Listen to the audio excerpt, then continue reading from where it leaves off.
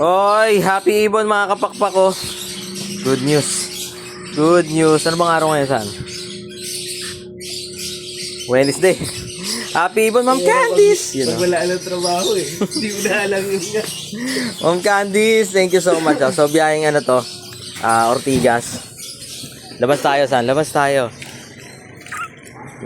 Again, syempre, kung first time nyo kami napanood dito sa Facebook, YouTube or TikTok man, this is your Kuya Ran. Only sa Dan Cebunan, Kwentuang Ibon at kung ano pa. Located po tayo sa 37 Consuelo Street, Marulas, Valenzuela City. Yun o.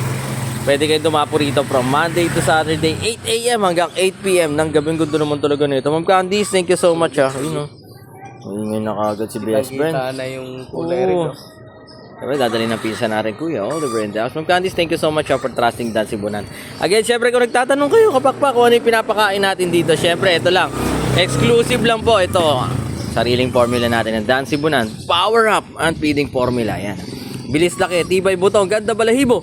Ibon, guwapo. Yun na. Mga pasta.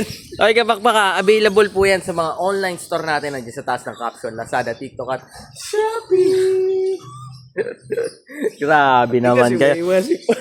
Pwede po yan sa mga handfeed natin kakatail, African lovebirds, budgies, sa mga parakeets, sa syempre sa mga medium bird natin, green chickonier, Indian ringneck, at syempre sa mga sunkinure. Ma'am Candice, thank you so much ha. Maraming salamat for trusting Dan Cebunan. Lagi nyo tatandaan, mas masaya po ang buhay Pag may ibon sa bahay. like this happier with birds at home. God bless sa lahat.